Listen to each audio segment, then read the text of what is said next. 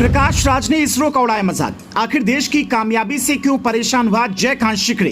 इन लोगों को देश के हर अच्छे काम से क्यों होती है दिक्कत? इसरो का नाम होगा तो क्या दिक्कत?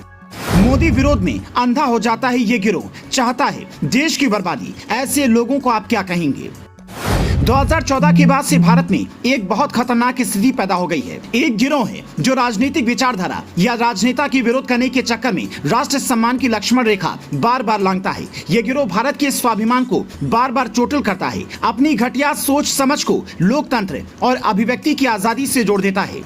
जयकांत शिकरे याद है आपको? काश अजय देवगन के उस विलेन को सच में 2 से 4 बार लगाया होता तो शायद अक्ल ठिकाने पर रहती। प्रकाश राज ने भारत के चंद्रयान मिशन का मजाक उड़ाया। आप समझिए, जिस बात का हर भारतीय गौरव कर रहा है, प्रकाश राज उसका मखौल उड़ा रहे हैं। प्रकाश राज ने ट्विटर पर एक तस्वीर शेयर की और कहा कि चंद्रयान ने पहली तस्वीर भेजी है। तस्वीर किसी कार्टून की है जिसमें उसे चाय वाला दर्शाया गया है। देश के लिए जो सम्मान और गौरव का विषय हो, उसका ऐसा मजाक बनाने वाले इस देश में प्रकाश राज जैसे सैकड़ों हजारों लोग हैं जो खाते भारत का हैं लेकिन गाते पड़ोसियों के लिए हैं। आखिर इस देश में रहकर एक गिरोह देश के खिलाफ ही जहर उगलता है। देश की सरकारें बस चुप सब निहार रही होती हैं। ऐसे मानसिक विक्षिप्तताओं का इलाज क्यों नहीं होता? इलाज भी हो तो योगी के स्टाइल में हो, ताकि दिमाग और विचार दोनों शुद्ध हो जाएं।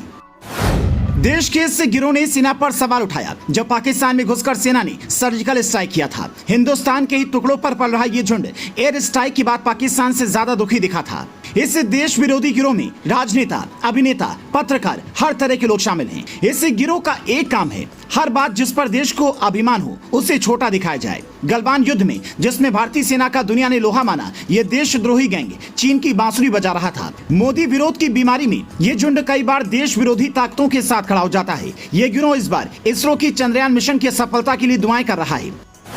समझ लीजिए हम कितनी खतरनाक सिचुएशन में हैं। एक ऐसा बौद्धिक वर्ग जो खाता इस देश की है, जो कमाता इस देश में है, जो रहता भी इसी देश में है, लेकिन भाषा पाकिस्तान और चीन वाली बोलता है। ये बौद्धिक वर्ग अपना बौद्धिक ज्ञान भी चीन और पाकिस्तान के पक्ष में देता है। ये बौद्धिक झुंड सोचता विदेशी ताकतों के लिए है और लिखता भी उनके लिए है। ये गिरोह हर बार आम भारतीय के आत्मविश्वास, उसके भरोसे को कमजोर करने की कोशिश करता है। जैसे जब पूरा देश चंद्रयान के 23 तारीख को चांद पर लैंडिंग की प्रतीक्षा में है, प्रकाश राज ने हमारे भरोसे पर ही चोट किया है। ये गिरोह हर बार आपको ये बताएगा कि कैसे पाकिस्तान कितना अच्छा देश है, कैसे चीन बहुत ही लोकतांत्रिक देश है, चीन कैसे बहुत ही महान शक्ति है और भारत कैसे बहुत सारी गलतियां कर रहा है।